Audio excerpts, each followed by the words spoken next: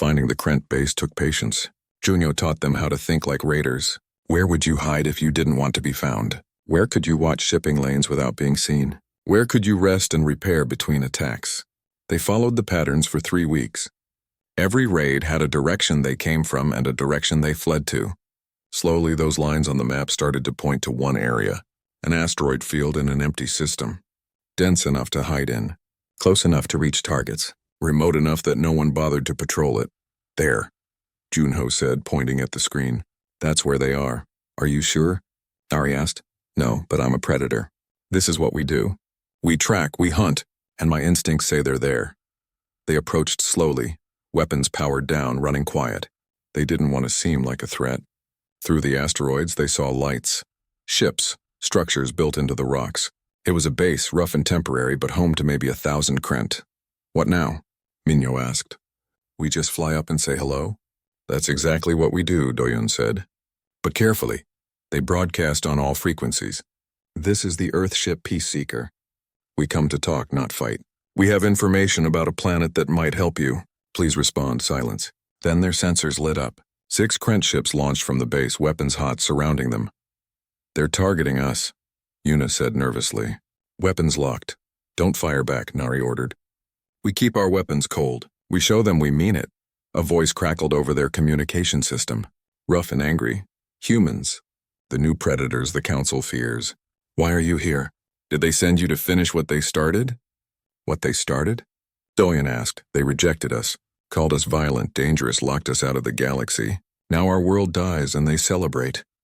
Doyen heard the pain in that voice. The anger. But underneath it, fear and sadness. I know what that feels like, he said. The Council called us ancient predators. They almost locked Earth away forever. They're afraid of us, too.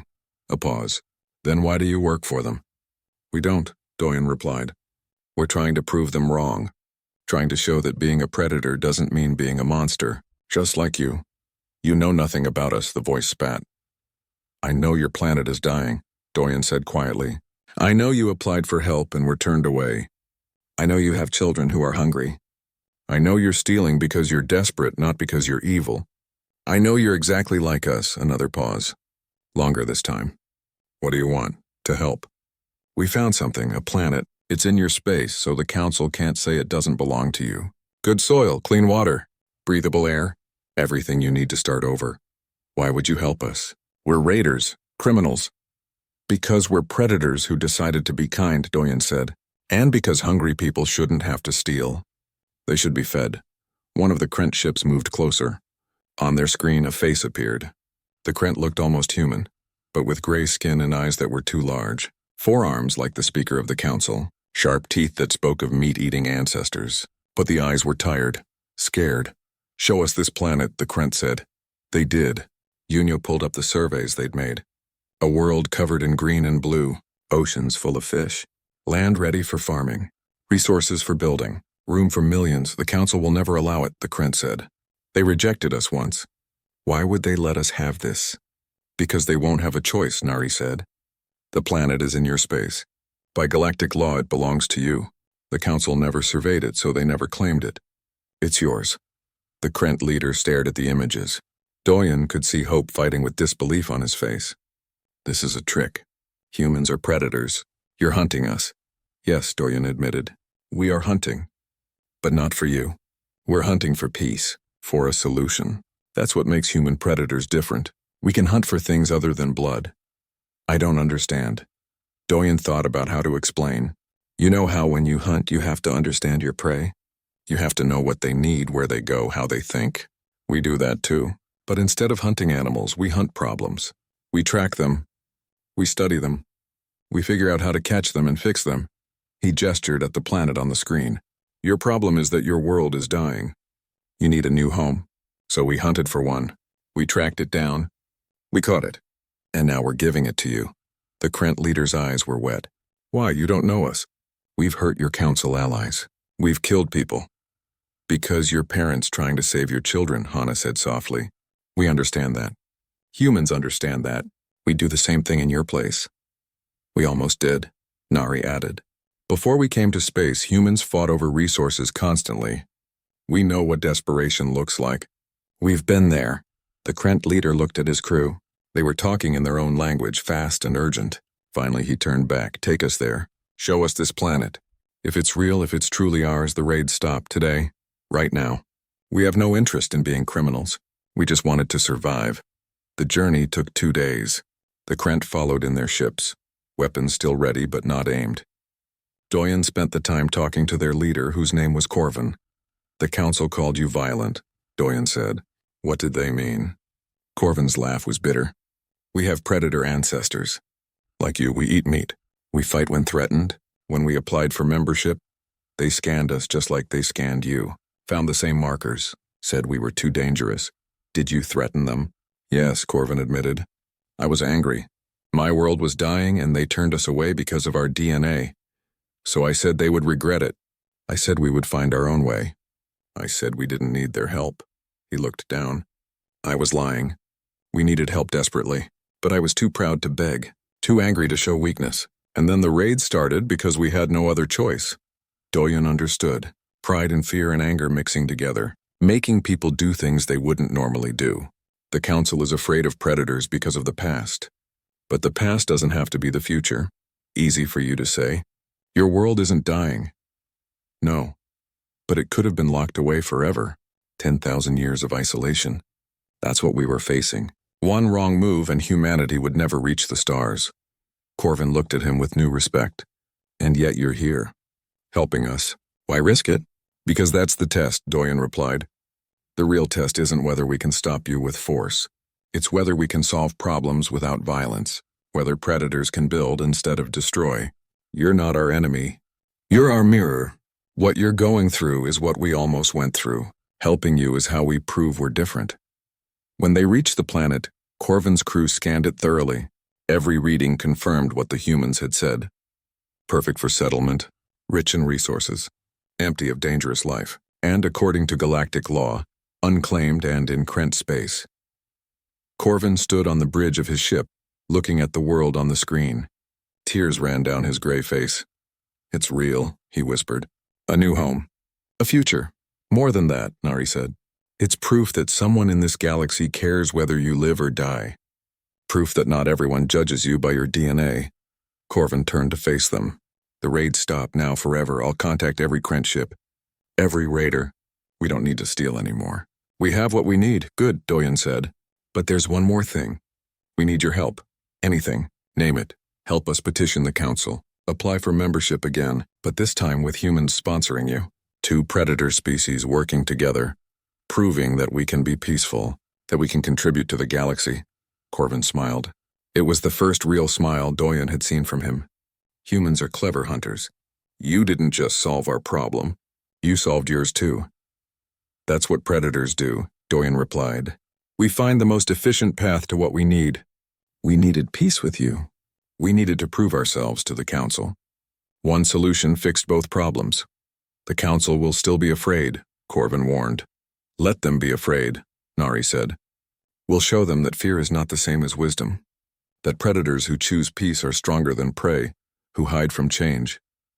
They sent the message to the council together, humans and Krent standing side by side. The raids had stopped. A solution had been found, and 2 predator species were asking for one more chance. Tellus was the first to respond. Her voice was quiet. You were supposed to stop them with force, to prove you could fight without genocide. Instead, you fed them. Why? Because force was the easy answer, Doyen said. Any predator can fight, but only human predators can hunt for peace. Only we can track down solutions. Only we can catch hope instead of prey. There was a long silence. Then Tellus said something that changed everything. The council will meet in 3 days. Both species will present together. Doyen of Earth, Corvin of Krent, prepare your testimony. You have one chance to change 12,000 years of fear. The communication ended. Doyen looked at his crew, then at Corvin and his people. We hunted what we needed, he said softly. Now we have to convince the galaxy that what we caught is real. The speaker's forearms moved in patterns Doyen didn't understand. Around the chamber, aliens whispered and clicked and made sounds in languages humans had never heard. Finally, the speaker turned back to face him. There is a problem, the speaker said. A species called the Krent. For 3 years, they have been raiding our outer colonies. They attack supply ships, They steal resources. They kill anyone who resists. Images appeared on the screens, ships broken and drifting, stations with holes torn in their sides, bodies floating in space. We have tried everything, the speaker continued. Diplomatic messages, peace offerings, defense fleets. Nothing works. They ignore our words and avoid our military. They are smart, organized, and violent. What do they want? Doyen asked. We don't know. They won't talk to us. They just take what they need and disappear. A small alien that looked like a floating jellyfish spoke up. Her voice was sad. We are not fighters. The Council trains for defense, not attack. We protect what is ours, but we don't know how to hunt an enemy. We don't think like predators. The speaker looked directly at Doyen. But you do. Your people think like predators. This is your test. Stop the Krent, end the raids. But do it without genocide. Without extinction. Prove that human predators are different from the ones we destroyed. And if we fail, Doyen asked quietly, then Earth will be surrounded by a barrier that nothing can cross. For 10,000 years, humanity will be alone, cut off from the stars. When the barrier falls, if your species still exists, we will scan you again. If you have changed, you may join us. If you have not, the barrier will be raised again. 10,000 years. Everyone Doyen knew would be dead. Their children would be dead. Their children's children would be dead. Hundreds of generations living in isolation, never knowing the stars. And if we succeed, he asked, then humanity joins the Council as full members, with all the rights and responsibilities that come with it. Doyen thought about what this meant. Hunt down a violent species. Stop them, but don't kill them all. Show mercy to people who showed no mercy to others. It was exactly the kind of impossible test that would prove nothing if they failed and everything if they succeeded. I need to talk to my captain, he said. They let him return to the quarters. Nari was pacing when he arrived. The others gathered around as he explained the test. It's a trap, Junho said immediately. They want us to fail. Either we're too soft and can't stop the raids, or we're too violent and prove we're monsters. We can't win. We can win, Nari said firmly. But we have to be smart about it. How? Yuna asked. We don't know anything about the Krent. We don't know where they are or why they're attacking.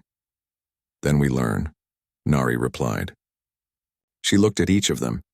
This is what we're good at. Humans don't just hunt with teeth and claws. We hunt with our minds.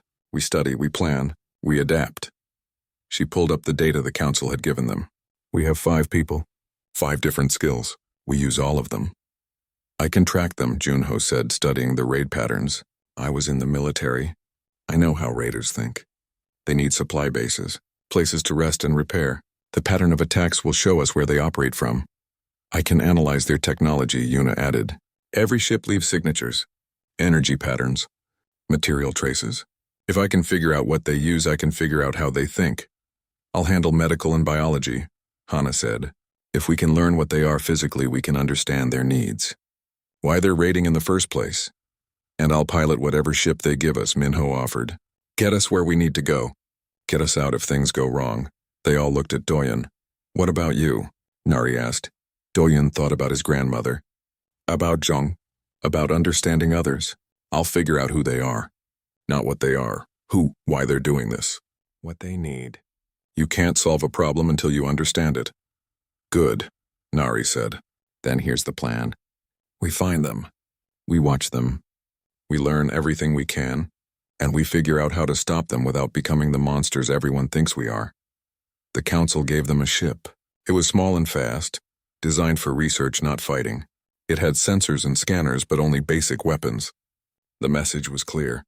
This wasn't a military mission. This was a test of whether humans could think beyond violence. The first week, they found nothing.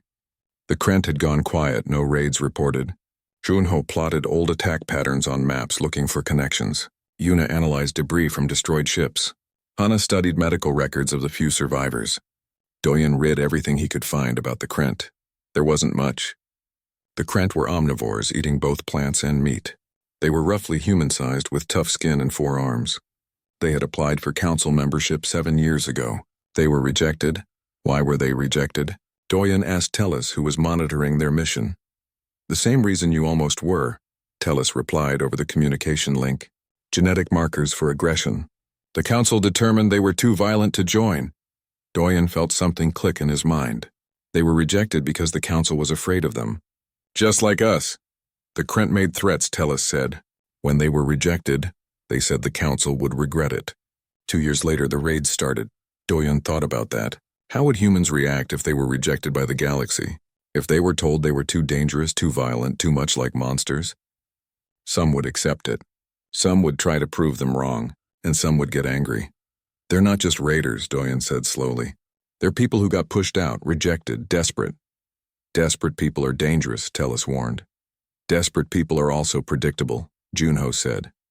He'd been listening. If they're desperate, they're taking what they need, not what they want.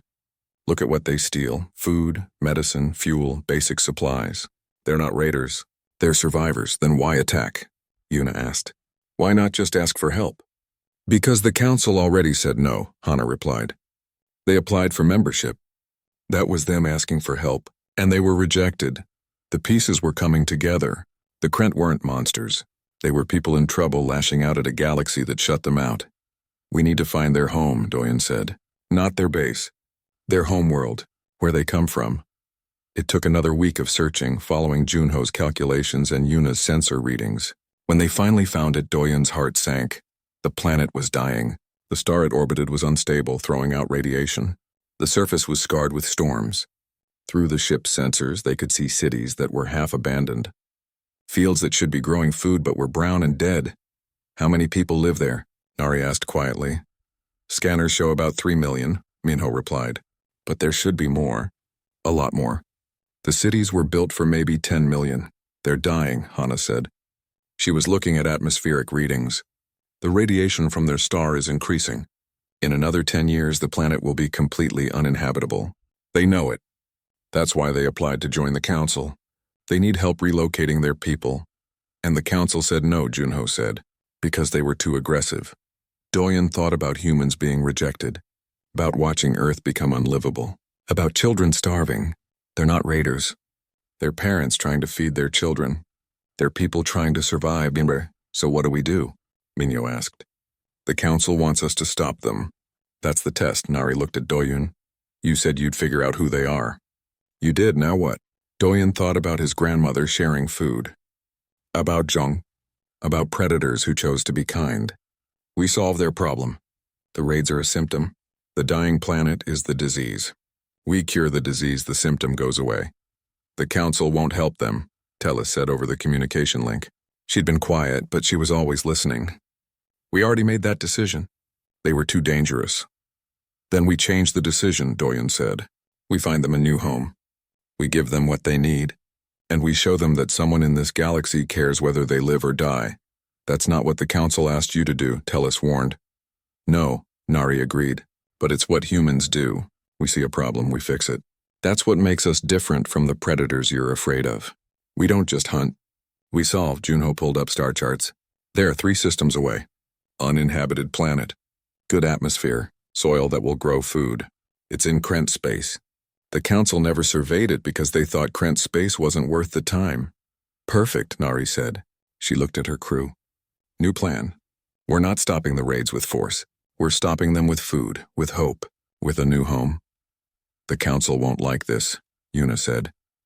The council wants to see if human predators are different. Doyen replied. So let's show them. Predators hunt what they need. We need peace. So we're going to hunt for a solution. On the 7th day, the door finally opened. Not guards this time, but Tellus. She looked tired and scared, but also determined. The council has agreed to hear from you, she said. 1 representative. You have 1 hour to make your case. Then they will vote on what to do with your species. What are the options? Nari asked carefully. Tellus looked away. Deportation with a warning. Or full quarantine of your planet for 10,000 years. Or, she didn't finish. Or elimination, Hana said quietly. Like the other predator species, Tellus didn't deny it. The council is afraid. Some members want to take no chances. They say the galaxy cannot risk another predator war. Who goes? Hunyo asked, looking at Nari. You're the captain. You should speak for us, but Nari shook her head. No, it should be Doyen. He's the one they're most afraid of. The one with the purest markers. If anyone can convince them, it's him. Doyen felt his stomach drop. I'm not good at speeches. I'm just a scientist. Exactly, Nari said. You're not a soldier. Not a politician. You're just a normal person who happens to be human. Show them that. The council chamber was enormous. It was a sphere, with seats arranged in rings that went up and up until Doyen couldn't see the top. Every seat was filled. Hundreds of different species, all watching him, all afraid of him. He stood on a platform in the center, alone under bright lights. His mouth was dry. His hands shook. He could feel thousands of eyes on him, studying him like he was a dangerous animal. The speaker of the council was a tall alien with blue skin and 4 arms. Doyen Park of Earth, you stand accused of being an ancient predator. Your genetic code carries markers that have brought death to countless worlds. What can you possibly say in your defense? Doyen took a deep breath. His grandmother had always told him that the truth was the strongest weapon, so he would tell them the truth. You're right, he said. His voice echoed in the huge chamber. I am a predator. So is every human. We evolved from hunters. We tracked prey across continents. We brought down animals 10 times our size. We're very good at killing. The chamber erupted in noise, aliens crying out in fear and anger. The speaker had to call for silence 3 times. You admit this? The speaker asked, surprised. I admit it because it's true, Doyen said. Lying won't help. Yes, we're predators. Yes, we have violent instincts. Yes, we've done terrible things in our history.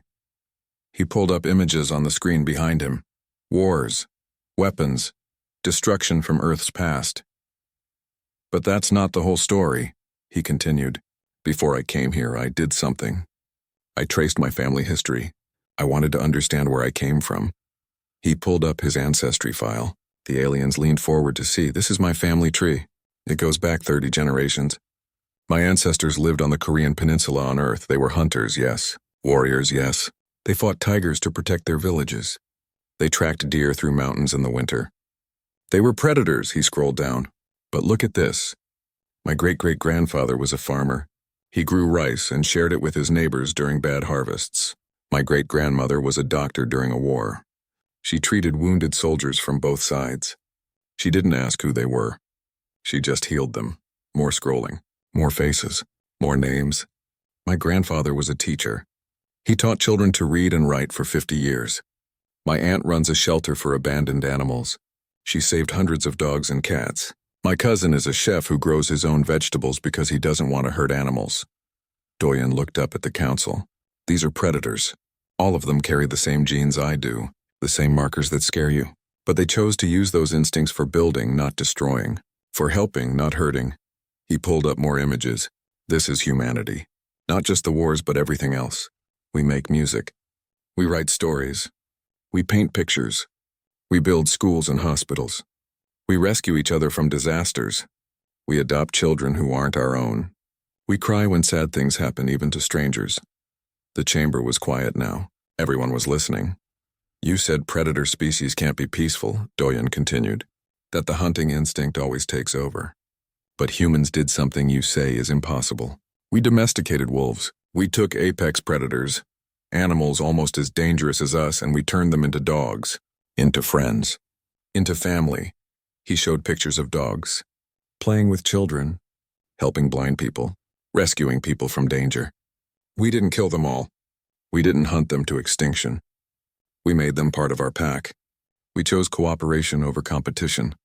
An alien in the 3rd row stood up. She looked like a giant bird. But you still fight wars. You still kill each other. Yes, Doyen admitted. We do. We're not perfect. We're not saints. We still have the hunting instinct. It still causes problems. But we're trying. We're getting better. He pulled up more data. Look at Earth's history. Wars used to be constant. Now they're rare. Death from violence used to be common. Now it's unusual. We used to enslave each other. Now we don't. We used to let children starve. Now we feed them. We're not perfect, but we're changing. We're choosing to be better than our instincts. Another alien stood. This one looked like a tree with eyes. Other predator species made the same claims. They always betrayed the trust given to them. I know, Doyen said. I read about them. But there's one big difference between humans and the predators you eliminated. What difference? Doyen pulled up his final image. It was a photo from his childhood. Him and his sister feeding birds at a park. We learned to be predators who take care of things.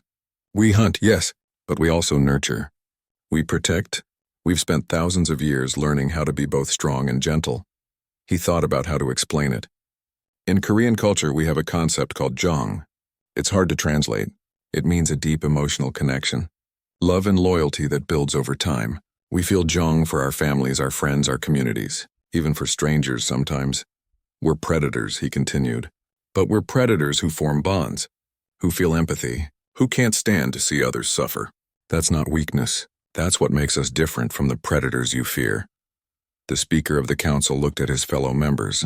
Many were whispering to each other. Doyen couldn't tell if it was working. You said your grandmother made food to share, the Speaker said. Why? Predators don't share kills. Because she was hungry once, Doyen replied. During a war when she was young. She remembered that pain. So when she had food, she couldn't stand the thought of others feeling what she felt. The predator instinct made her remember, but the human instinct made her care. He looked around the chamber. That's what we are.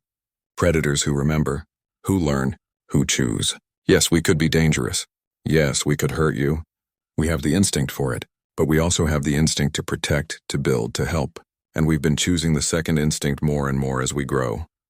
You ask us to trust you, the Speaker said, but trust must be earned. I know, Doyen said. And I'm not asking you to trust us completely. I'm just asking for a chance. One chance to prove that predators can change. That we can be part of your peaceful galaxy without destroying it. He thought of his crew, watching from somewhere. He thought of Earth waiting for news. He thought of all the humans who would never know how close they came to being isolated forever. My grandmother told me something when I was young, Doyen said quietly. She said that the strongest person isn't the one who can hurt others. It's the one who can hurt others but chooses not to. Humans are predators. We're dangerous, but we're dangerous things that chose to be kind. He bowed the way his grandmother taught him, a sign of respect. Of humility, please, he said. Give us a chance to show you what humans really are. Not just what our DNA says we could be, but what we chose to become. The council chamber was silent. Then the Speaker raised one of his 4 hands. We will vote, he announced. But first we have a proposal. A test, if you will. A way for humanity to prove these claims. Doyen looked up, hope flaring in his chest. What kind of test? The quarters were nice enough. Soft beds, good food, windows that showed the stars.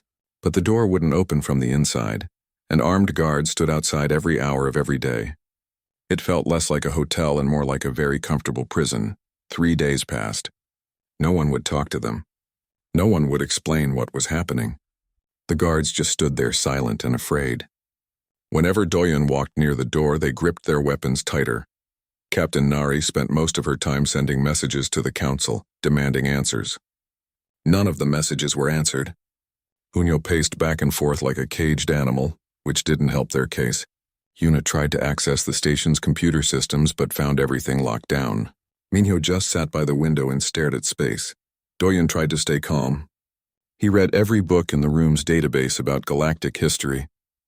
There had to be an explanation. There had to be a reason the aliens were so scared. Hana spent her time at the medical terminal. As a doctor, she still had limited access to some systems.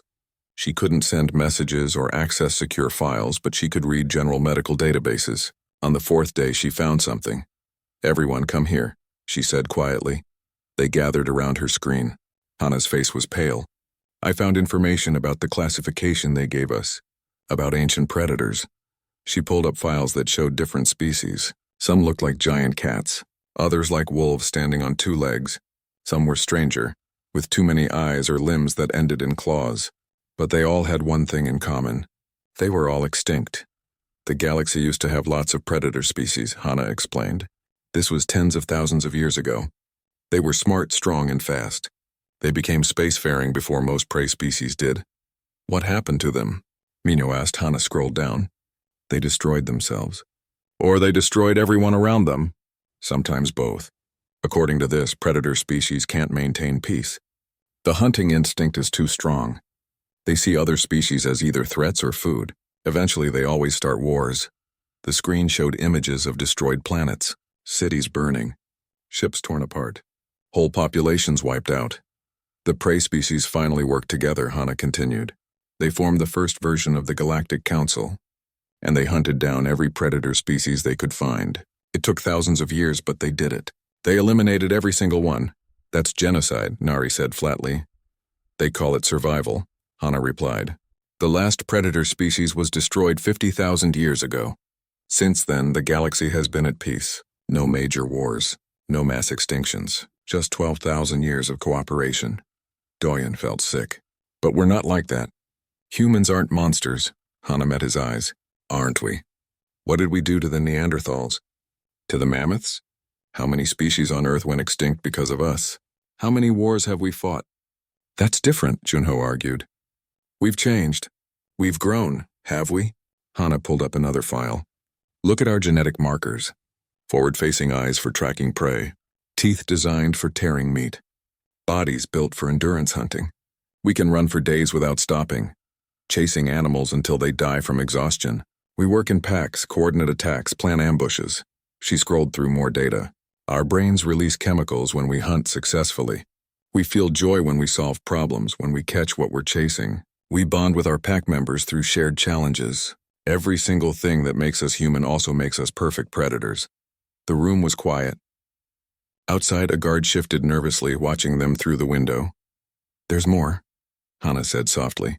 I found records of what happened when predator species first met prey species. It always started peaceful. The predators would act friendly, join alliances, share technology. Then something would trigger them. A resource shortage, a perceived threat, sometimes nothing at all, and they would snap. The hunting instinct would take over. She pulled up the last file. This is what they're really afraid of.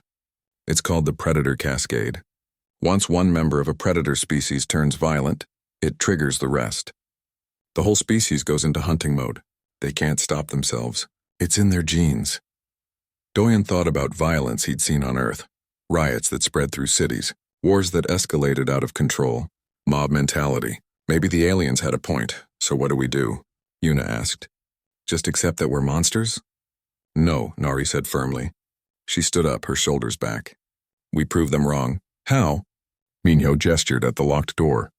They won't even talk to us. Then we make them listen. Nari walked to the door and knocked on it. The guards jumped back, weapons raised. She knocked again, harder. After a long moment, the door slid open a crack.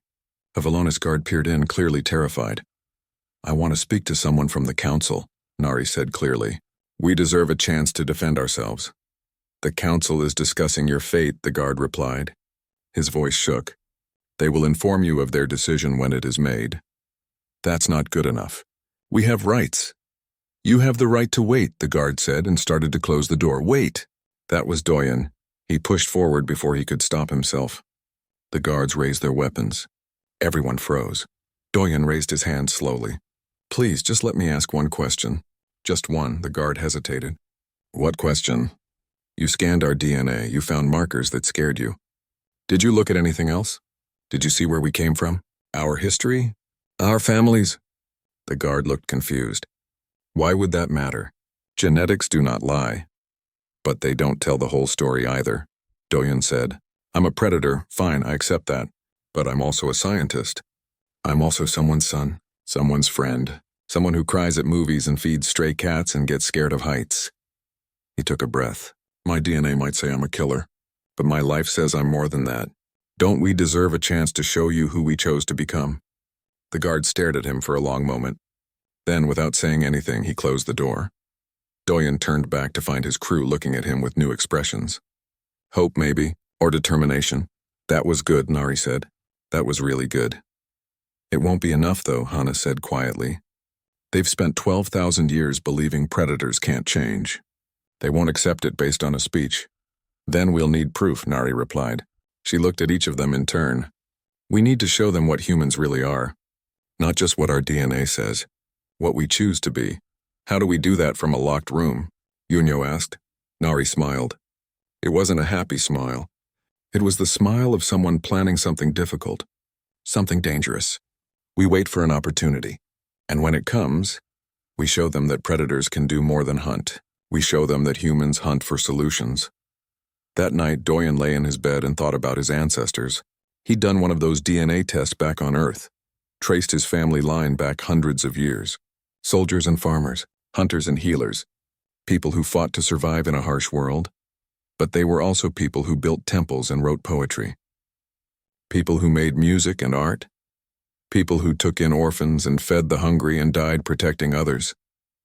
Yes, they were predators, but they were also so much more. Through the window, Doyen could see Earth in the distance, a small blue dot in the endless dark. On that planet were billions of humans, all of them carrying the same markers, all of them descended from ancient predators. Were they monsters waiting to happen? Or were they something the galaxy had never seen before? Predators who chose to be kind? The answer to that question would decide the fate of their entire species. Doyen Park pressed his face against the window of the transport ship and watched the station grow larger. The Harmony's gate looked like a giant silver wheel spinning slowly in the darkness of space. Lights blinked along its arms and ships moved in and out like busy insects around a hive. His heart beat faster. This was really happening. Humans were meeting aliens for the first time. "Stop looking so excited," said Captain Nari Cho from behind him. "We need to look professional." Doyen turned and grinned. "I'm a scientist, Captain. This is the best day of my life." Nari tried to look stern but couldn't hide her own smile. She was right, though. The 8 of them represented all of Earth. They had to make a good impression on the Galactic Council. 12,000 years of peace, the aliens had said. 847 different species all working together. And now they wanted humanity to join them. The docking was smooth. When the airlock opened, Doyen saw his first alien. She was tall and thin, with silver skin that seemed to glow softly. Her eyes were large and set on the sides of her head like a deer. She wore flowing blue robes and moved with grace that made Doyen think of dancers. "Welcome," she said in perfect English. "I am Tellus. I will be your medical officer during quarantine." Behind her stood more aliens. All of them had that same gentle look. Soft features, calm movements, peaceful smiles. These were the Velonis, the species that founded the Galactic Council.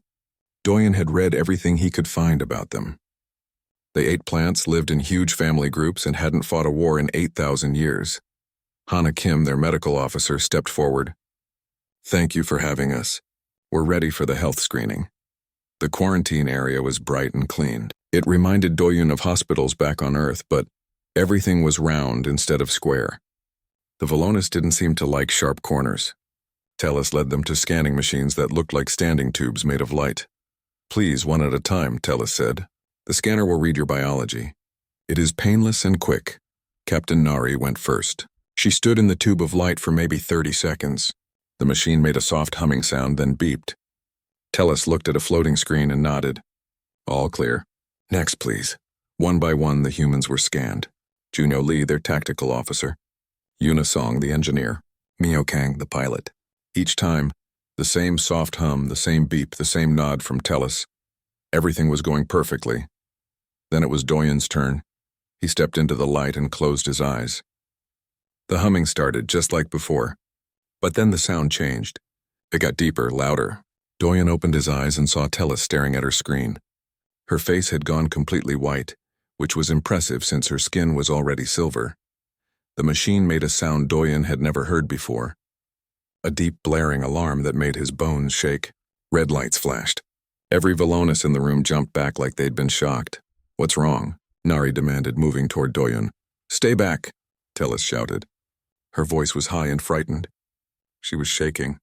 "Don't move. Any of you." More Velonis rushed into the room along with aliens Doyen didn't recognize. They all looked terrified. One of them, an older male with darker silver skin, pushed forward to look at the screen. His eyes went wide. "Run it again," he ordered. "This must be an error." Tellus ran the scan again with trembling hands. The same alarm, the same red lights, the same look of horror on every alien face. Doyen stood very still. His mouth felt dry. "What's happening? What did the scan find?" The older Velonis turned to look at him. Doyen had never seen anyone look so afraid. The alien's whole body was shaking. When he spoke, his voice cracked. "Your genetic code," he said slowly. "It carries markers we thought were extinct. Markers that haven't appeared in this galaxy for 50,000 years. "What markers?" Hana asked. She had moved to stand near Doyen, along with the rest of the crew. They formed a group without thinking about it, facing the frightened aliens together. Tellus touched her screen and made it larger so everyone could see. There were symbols Doyen didn't understand, charts and graphs that meant nothing to him. But at the top in English was a classification label, genetic profile, ancient predator, extinction class below it in smaller text, threat level, maximum. The room was silent. Doyen read the words 3 times trying to make sense of them. Predator? Him? He was a scientist. He studied plants and small animals. He'd never even been in a real fight. There must be a mistake, Nari said firmly. Doyen is not dangerous. The machine does not make mistakes, the older Valonis said. He still hadn't taken his eyes off Doyen. These genetic markers are unique. They belong to apex predators, species that hunted, killed, and destroyed entire civilizations. Every species that carried these markers was eliminated long ago. They were too dangerous to exist. But I don't want to hurt anyone, Doyun said quietly. They never do, Tellus whispered. Not at first, but the instinct is always there, waiting. More alarms started going off. Station security arrived carrying weapons that glowed blue. They didn't point them at Doyen, but they held them ready. The message was clear. We need to scan the others, the older Valonis said. All of the humans. One by one, they scanned the rest of the crew. And one by one, the same classification appeared. Ancient predator. Every single human carried the markers. But according to the readings, Doyens were the strongest, the purest, the most unchanged by time. Nari stepped forward, placing herself between her crew and the guards. We came here in peace. We were invited. You can't just, you will all be confined to quarters, the older Valonis said. His fear was turning to something harder now, determination. Under armed guard, until the council decides what to do with you. With your entire species. This is crazy, Junho said. We're not monsters. That's what they all said, Tellus replied sadly. Every predator species claimed to be peaceful. Until they weren't. Until entire worlds burned. As guards escorted them away, Doyen looked back at the scanning machine. The red lights were still flashing. The alarm still blaring. A warning that ancient dangers had returned to the galaxy. He thought about his grandmother back on Earth who made the best kimchi and told silly jokes. He thought about his sister who taught children to read. He thought about his best friend from college who cried at sad movies. Were they really descended from monsters? From species so terrible they had to be wiped out? The door to their quarters slid shut with a heavy sound. Through the window, Doyen could see the station going into lockdown. Ships were being turned away. Sections were being sealed. All because of what they found in his blood. All because humans apparently should not exist.